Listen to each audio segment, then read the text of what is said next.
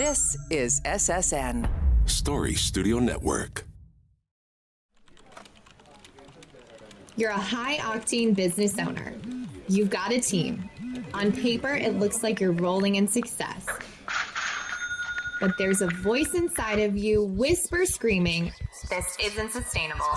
Something feels off, and I'm gonna lose it all."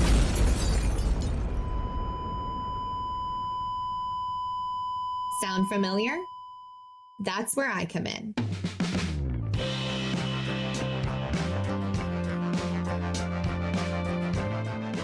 My name is Lauren Goldstein, and I'm the CEO at Golden Key Partnership. I help top-level executives like you avoid burning out and burning down as you're scaling up. How?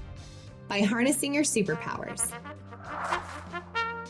finding and hiring your ideal team, and then simplifying the heck out of your business operations. That was easy.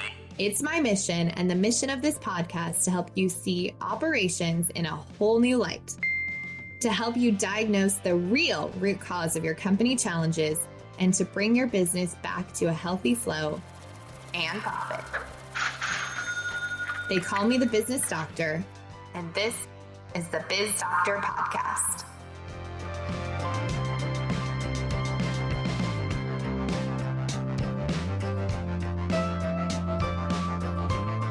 Welcome back to the show. I am very excited about today's show because I'm going to share some red flags that I see when hiring so you can avoid them when you hire for your next role. Because here's a fun fact. A bad hire costs an average of $14,900 or 30% of their first year salary. Personally, I think it's more when you factor in your time and energy. So avoiding these red flags is going to save you a boatload of time, frustration, and revenue. Okay, so when you are interviewing people, the first red flag I see is not having a plan. This is a hallmark of a worker bee, not a player. And you know what I say, unless you have a big enough team or you have players managing worker bees, you should never have a worker bee as someone that you directly manage. Not unless you really enjoy doing two people's jobs, because worker bees really don't work unless they're told what to do. And if you want me to dive more into that, go back and listen to some of my previous episodes about players versus worker bees. But my favorite question to ask in interviews to see who I'm working with is something like this. Let me make up something. The mission of this role is to increase sales by 10% and increase the lifetime value of our current clients by 25%. Can you tell me what your plan might be to accomplish this? Now, I know this might sound like a very simple question, but you would be surprised how much it's actually going to tell you about the person that you're interviewing. A player would respond something like this. In my experience, what we've done when we've had similar goals is doing XYZ, because this is the goal and we're going to work backwards. So we're going to take this part and this part and this part and work together. The overarching plan is to do this, then this, then this, then this. So they talk about, number one, the plan. They talk about big picture first, then the details. They talk about the team. There's not a lot of I-focused conversations, but there's a lot of conversation about how it impacts the team, the business, the customers, the ecosystem as a whole. Where worker bees, however, they will respond something like this. Well, we would do, really whatever my manager tells me to do. Or I would come in and see how things were done in the past and I would make them better. This is actually very hard for me to imitate because I'm not a worker bee. But a lot of times what you'll find them saying is I-focused statements. They're going to get really into the nitty-gritty of the details. They tend not to work backwards. And they're really looking for permission and guidance from somebody who has, in their eyes, more expertise or authority or their manager. So they're going to really hone in on being careful about how they answer because they don't want to say the wrong thing, versus a player is going to say, well, this is my plan and we're going to launch it and we're going to learn. And whereas a worker bee is going to really focus on well, we'll see what's working before, or I'm happy to do whatever you would like me to do. Like that's something they say a lot. Again, why this is so important is especially for those of you that have lean teams, working with worker bees is going to be an immense time suck on your time. And it's also going to decrease performance on the team because it's going to pull your time away from other things as well as create bottlenecks in the team. So you want to make sure that you're really hiring a player with a plan, because something that might seem obvious but isn't always obvious is when you hire somebody for a position that you are not an expert in, they have to be the expert. They have to have the strengths that are your weaknesses and come to you with solutions, not problems. Because like if we use marketing as an example, I am not a marketing expert. And so if I was to try and tell Katie how to do marketing or Google ads or whatnot, it would be a disaster and we would get nothing done because that is not my wheelhouse. Like the reason I hired her is because she has a plan and she can execute on that plan and then pull me in where necessary. That, my friends, is what is going to give you back time and will actually make this hire an investment rather than a cost. The second red flag is not having a humble growth mindset. So a lot of times I'll see, again, to go back to worker bees, I'll see a lot of braggadocious people, which I'm not saying having a healthy ego and confidence is a bad thing. That's not what I'm saying. But I am saying that when somebody is not very humble or overly braggadocious without, let's say, the cred to back it up, that's where you get to a problem. For me, at least what I've seen and what I've come to know is the more you know, the more you realize how much you actually don't know. So players are always looking to sharpen their blade. And with the rate of change in this digital world and the business world as a whole, it's critical to stay on top of these things. Something that I'm always tuning my ears to is this person a lifelong learner? Are they curious? Are they, if they have a problem, are they going to go solve it or try and find a solution and then come to me? Or are they waiting for me to help them solve it? Because again, that's another hallmark of a worker bee versus a player is, are they coming to you with problems? Or are they coming to you with solutions? One of my favorite questions to ask when I'm interviewing is, how do you stay on top of marketing trends, for example, if I'm hiring a marketing person? Because that's an open-ended question that's going to tell me a lot about how they think.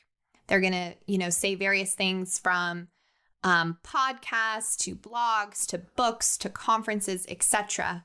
But the things that I'm listening for and looking for is, are they proactively making sure that they are relevant and that their expertise is continually being sharpened? Because the one thing that, there's many things, but one of the biggest things that I look for to make sure we don't ever get this on a team is complacency or mediocrity. Because I actually said this to a client last week. I said, if you tolerate mediocrity on your team and any team member, it will alienate your top producers faster than you can imagine. It's like cancer to your organization because they're going to build resentment that they're producing, they're doing great work and getting the same quote unquote rewards as somebody who's an anchor to the team. By really understanding how they think, how they're sharpening their tools, how they're maintaining their expertise is going to make sure that you have a player who is going to move the team and the business forward and not hold it hostage. Another follow-up question is, what was the last marketing book you read?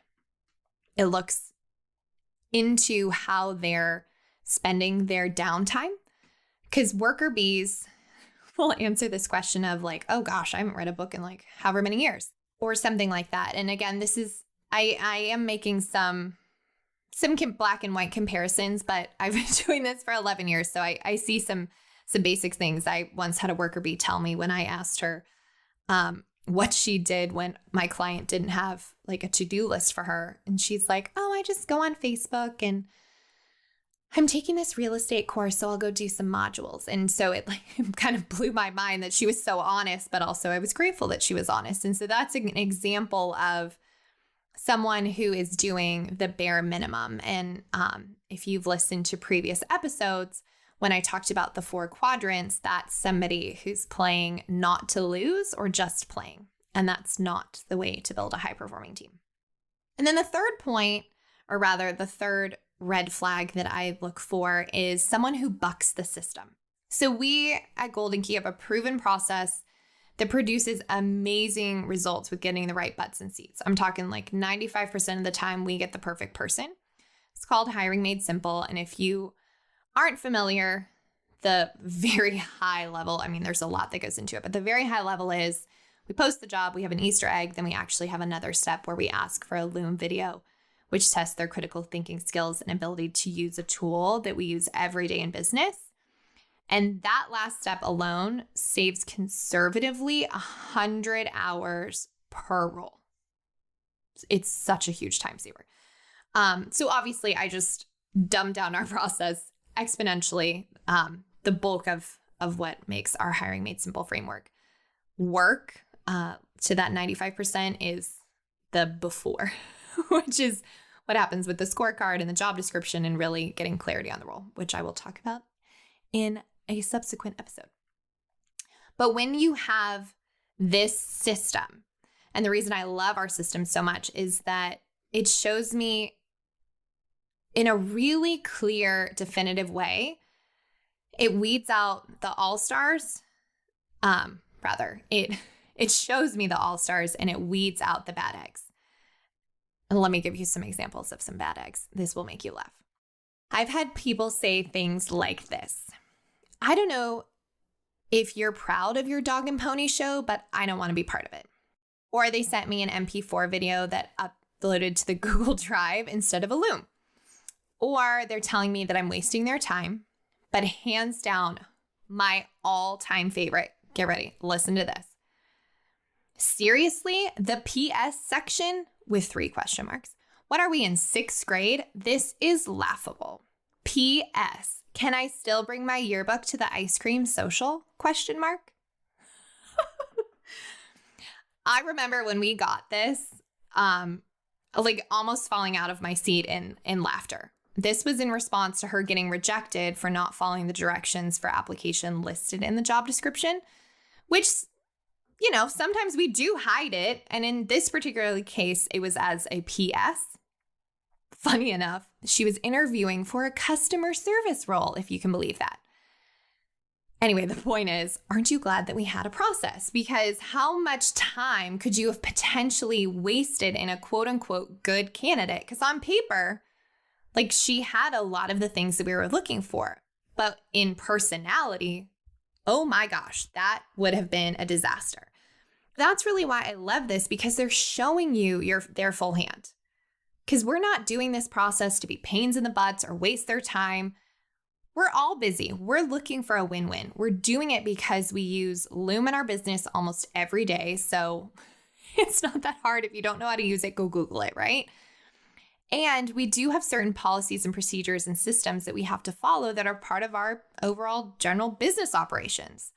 If you want to go rogue, go rogue. Just don't do it in my business. That's why this is one of the red flags that I look for, is if somebody is bucking the system, pay attention.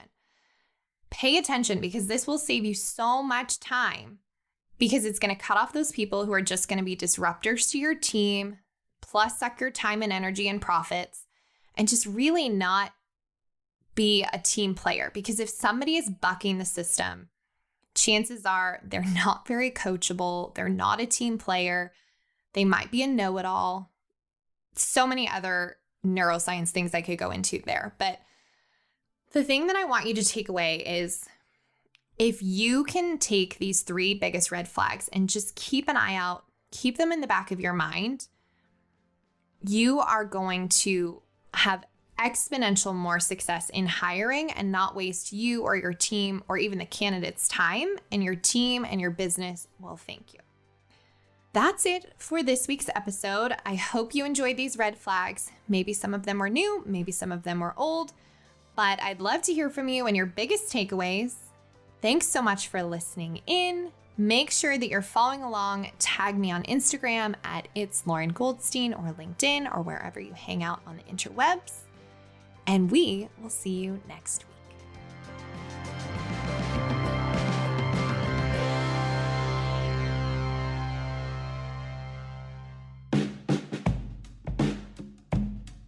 Thanks for listening to the Biz Doctor podcast.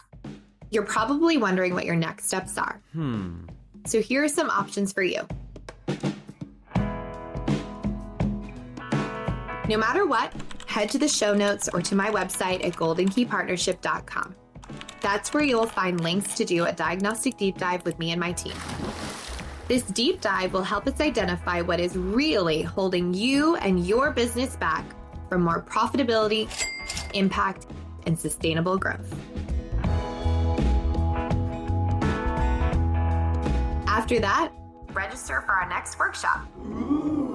I host them often, and it's a great way to interact with me in a virtual room and get your questions answered.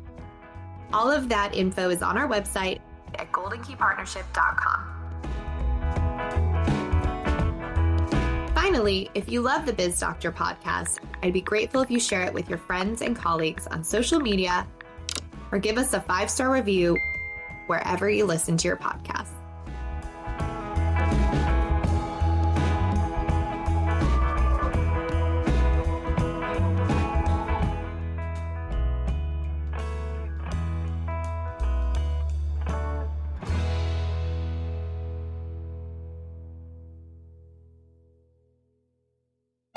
This is Story Studio Network.